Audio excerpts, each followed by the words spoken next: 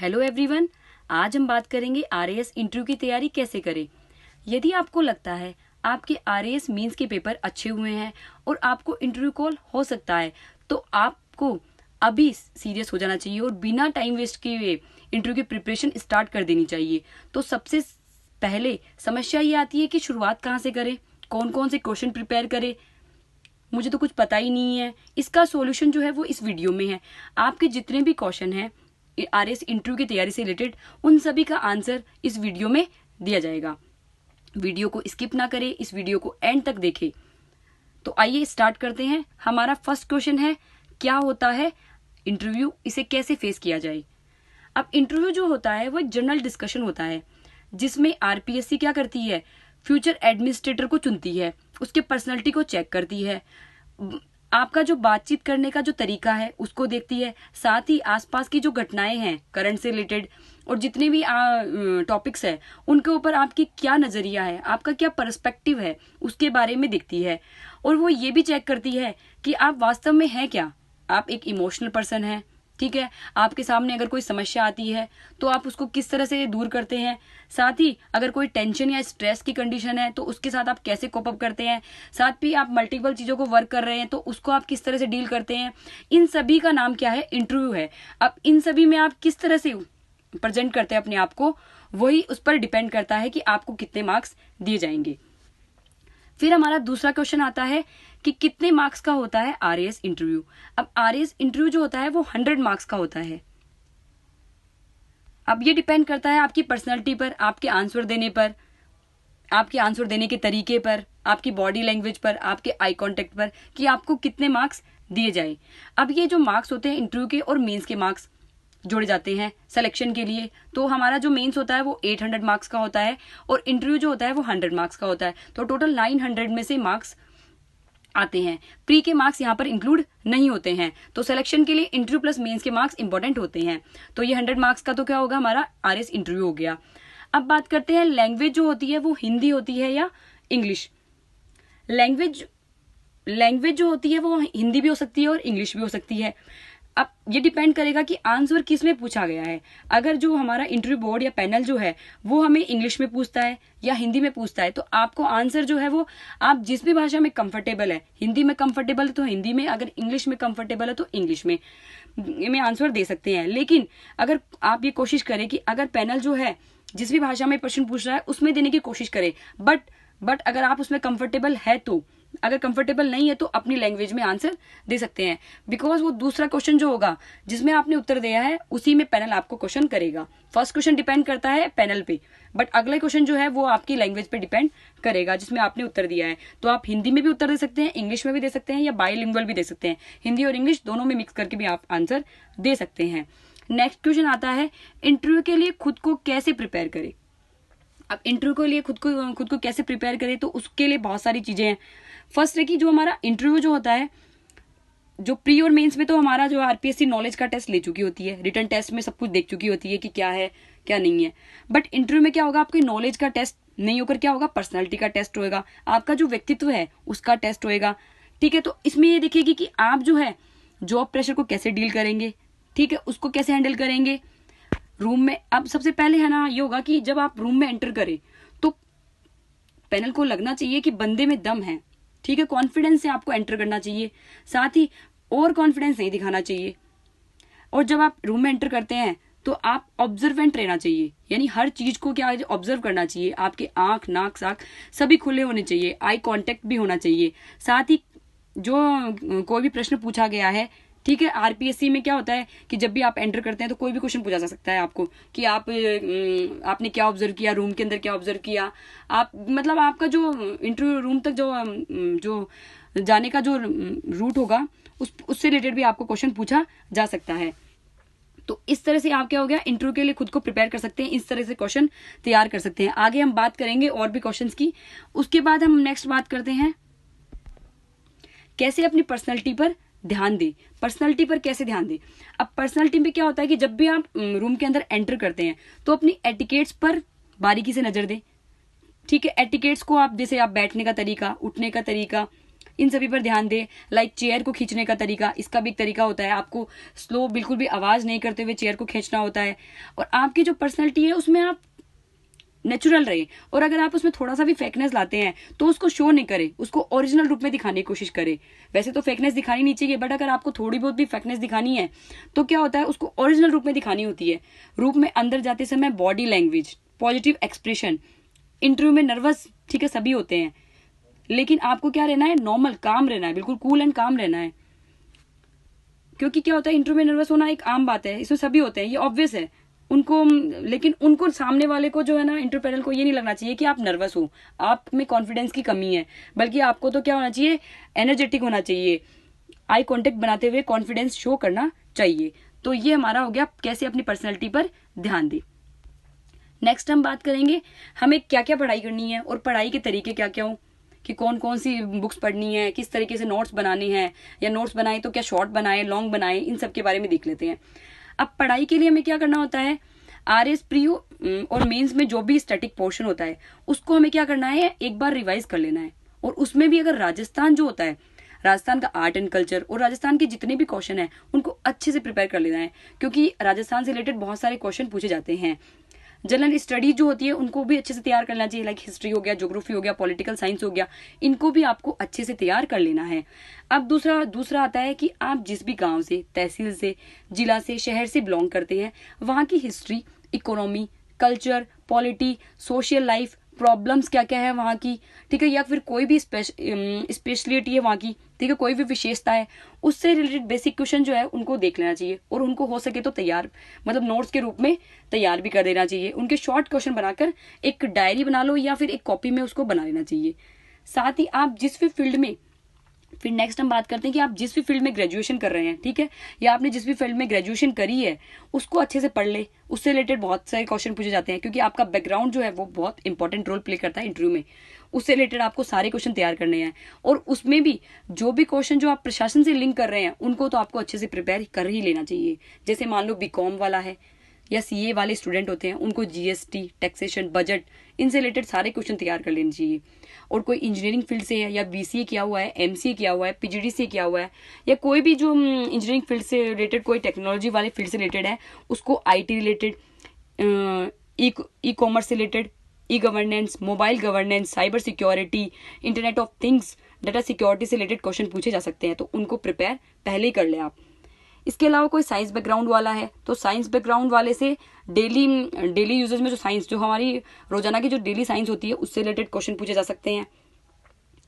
उसके अलावा आर्ट्स वाले जो होते हैं उनको पॉलिटी से, ज्योग्राफी से, इनसे क्वेश्चन पूछे जा सकते हैं। तो सारी जो करंट से रिलेटेड जितनी भी घटनाएं जो है, जो इम्पैक्ट डाल रही है, उनसे रिलेटेड क्वेश्चन पूछे जाते हैं, उनको आप अलग से प्रिपेयर कर ले।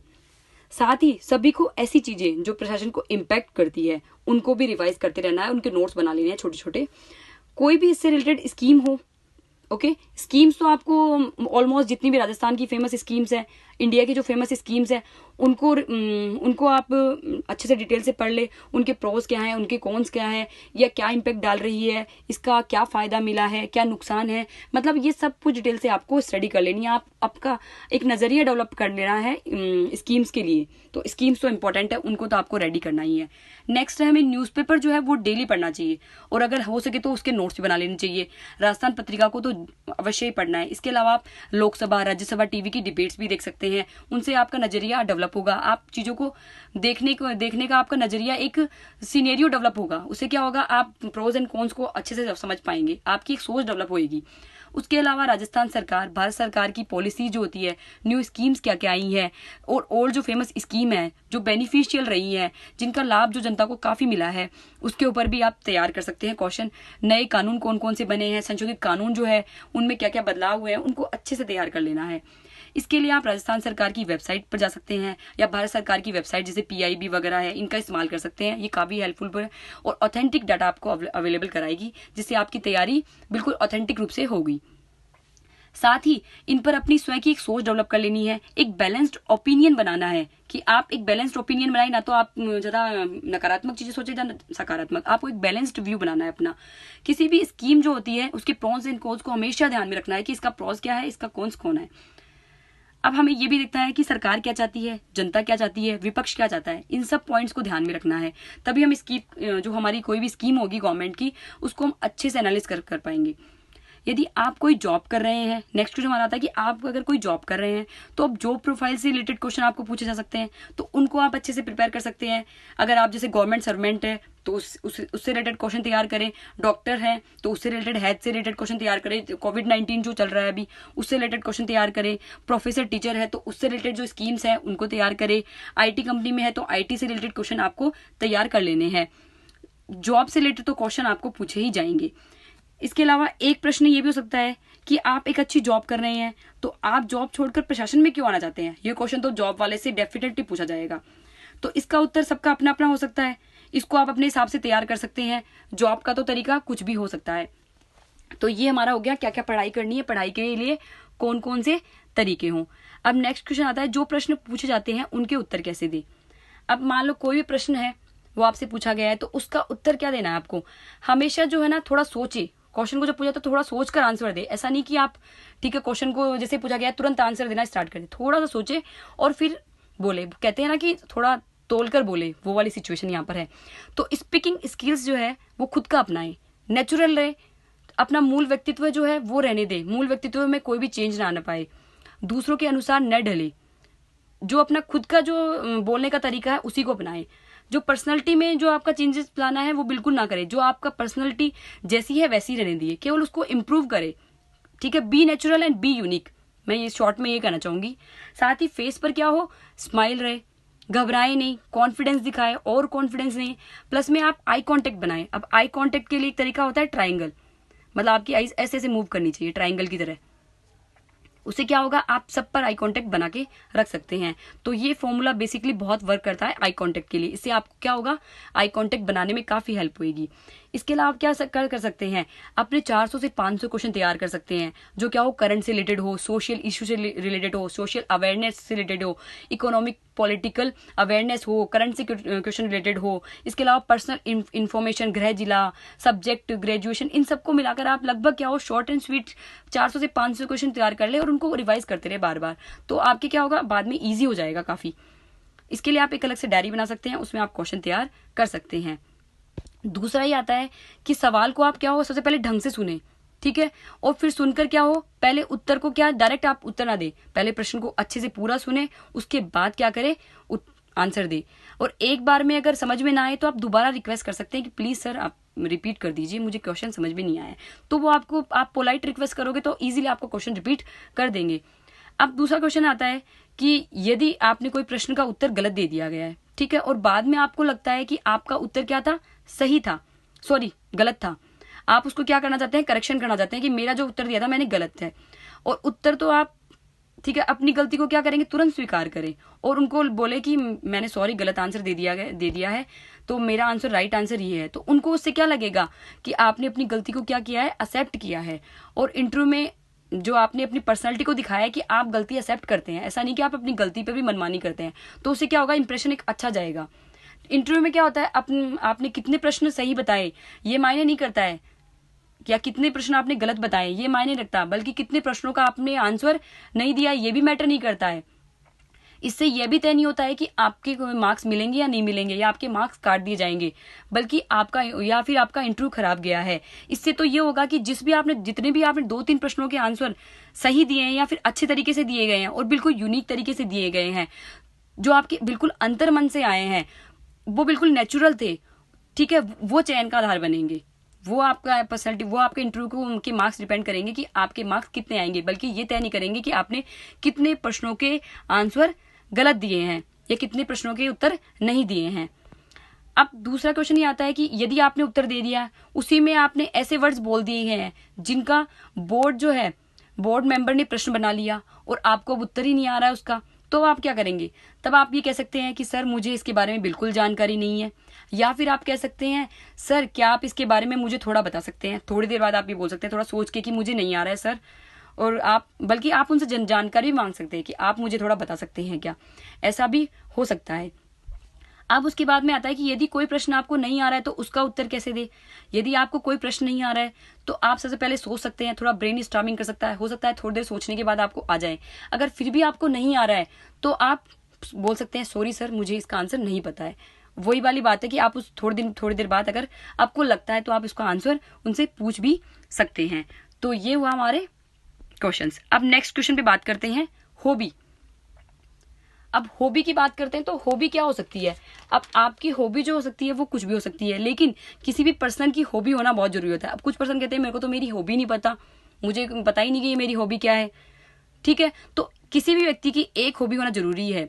अगर कुछ भी हॉबी हो सकती है, जैसे घूमना हो सकता है, योगा एक्सरसाइज करना हो सकता है, जिमिंग करना हो सकता है, जिम करना, स्विमिंग करना हो सकता है, डांस करना हो सकता है, गेम या स्पोर्ट्स में उसका इंटरेस्ट हो सकता है, क्रिकेट वगैरह में, बैडमिंटन वगैरह में। किसी का बुक रीडिंग हो सकता है, किसी का ब्लॉगिंग हो सकता है, किसी का नॉवल रीडिंग हो सकता है, किसी का ट्रैवलिंग हो सकता है, किसी का सिंगिंग हो सकता है, कुकिंग हो सकता है, नेट सर्फिंग हो सकता है। इसके अलावा इसका ड्राइविंग हो सकता है, किसी का प्लेइंग फुटबॉल वगैरह हो सकता है। इसके अलावा किसी को हेल्प करना हो सकता है, होता है ना, किसी को जैसे सहानुभूति दिखाना होता है, किसी दूसरों की मदद करना हो सकता है, चैरिटी वाला। किसी का हो सकता है लाइक नीटिंग करना, किसी का स्टिचिंग हो सकता है, किसी का खेत में कोई हेल्प करवाना हो सकता है। मतलब आपकी हॉबी कुछ भी हो सकती है। हॉबी जो होती है वो होती है जो आपको क्या करे, मतलब आपको जो अच्छी लगती हो। साथ ही क्या होती है जिससे हम क्या करें, हम उसके लिए अलग से टाइम निकालते हैं। तो हॉबी जो होती है वो एक तरह से हमारी पर्सनैलिटी को और अच्छा बनाती है, जिसमें हम उसके लिए अलग से टाइम निकालते हैं, जिसको करने में हमें अच्छा फील होता है। तो अगर आपकी अभी तक कोई भी हॉबी नहीं है तो उसको डेवलप करना स्टार्ट कर दी। एक क्वेश्चन ये भी आता है कि अगर आपकी एक से ज्यादा हॉबी है तो, अगर आपकी एक से ज्यादा हॉबी है तो वो हॉबी आप फॉर्म में फिलअप करें, डिटेल एप्लीकेशन फॉर्म में, जिसमें आप सबसे ज्यादा अच्छे हों, क्योंकि आपको हॉबी से रिलेटेड सारे कोई भी क्वेश्चन पूछा जा सकता है। ओके, अब नेक्स्ट क्वेश्चन ये आता है कि एक क्वेश्चन हमेशा पूछा जाता है कि आप आरएएस क्यों बनना चाहते हैं। ये क्वेश्चन ऑलमोस्ट सबसे पूछा जाता है, आप आरएएस क्यों बनना चाहते हैं। अब इसका आंसर जो होता है सबका अपना अलग अलग हो सकता है, सबके अपने अलग अलग, लेकिन इसका आंसर देने का एक तरीका हो सकता है। जैसे कि कोई भी स्टोरी बनाकर आप उत्तर दे सकते हैं कि जैसे मैं एक तहसील में गया, वहाँ पे मैंने बर्थ सर्टिफिकेट बनाने गया तो वहाँ पर मुझे काफ़ी प्रॉब्लम्स फेस करनी पड़ी, तो ऐसा कुछ बोल सकते हैं आप। तो उससे मुझे लगा कि मुझे आरएस बनना है, तो ये एक हो सकता है।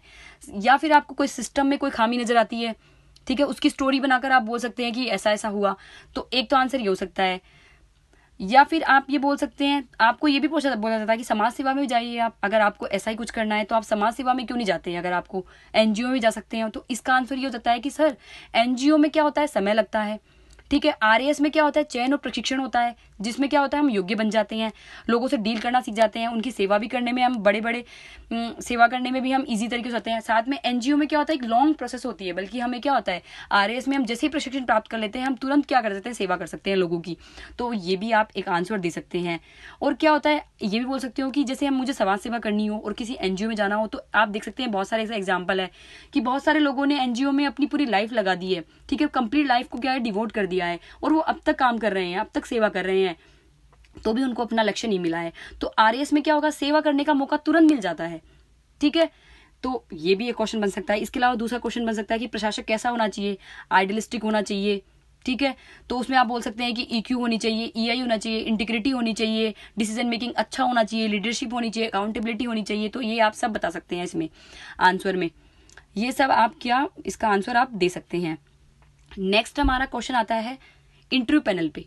अब इंटरव्यू पैनल जो होता है वो क्या होता है, इंटरव्यू पैनल में कौन कौन से मेंबर होते हैं इसके बारे में बात करते हैं। इंटरव्यू पैनल या बोर्ड जो होता है वो उसमें आरपीएससी चेयरमैन, ठीक है, यूनिवर्सिटी के chancellor, vice chancellor, IAS IPS level के क्या होते हैं, पब्लिक सर्वेंट, सिविल सर्वेंट होते हैं, रिटायर्ड सिविल सर्वेंट होते हैं, 2 एक्सपर्ट्स भी होते हैं, कॉलेज प्रोफेसर हो सकते हैं, ठीक है। इनमें कोई फीमेल कैंडिडेट भी हो सकती, फीमेल प्रोफेसर भी हो सकता है, या फीमेल जो पैनल में फीमेल मेंबर भी हो सकता है। इन सभी को हमें क्या करना है, इन सभी को इज्जत देते हुए ग्रीटिंग अभिवादन करना है। जब भी आप रूम में एंटर करें तो सभी को क्या करना है, आपको अभिवादन करना है, गुड मॉर्निंग, जो भी आपको उस टाइम ठीक लगता है आप कह सकते हैं। और सभी को इंडिविजुअली भी कर सकते हैं, और आपको लगता है कि अगर कोई फीमेल कैंडिडेट तो उसको अलग से कर सकते हैं, और मेल कैंडिडेट को आप एक साथ भी कर सकते हैं। आई कांटेक्ट बनाते हुए, लेकिन आपको आई कांटेक्ट बनाते हुए आपको ग्रीटिंग करनी है, अभिवादन करना है, good morning sir, good morning ma'am, like this. And उन साथ ही अगर आप जैसे एंटर करते हैं तो क्या होना चाहिए, आप उनका वेट करना चाहिए आपको बैठने के बोलने के लिए। ऐसे नहीं कि आप जाते ही डायरेक्ट ही बैठ जाते हैं, जब तक वो नहीं कहे तब तक आप बैठ सकते हैं। अगर आपको वो काफ़ी देर तक नहीं कह रहे हैं तो आप पूछ सकते हैं कि मैं चेयर पर बैठ जाऊँ या बैठ सकती हूँ। उसके अलावा ये होता है कि चेयर को सरकाने की आवाज़ जो है बिल्कुल नहीं आनी चाहिए, चेयर को आराम से उठाकर रखना चाहिए।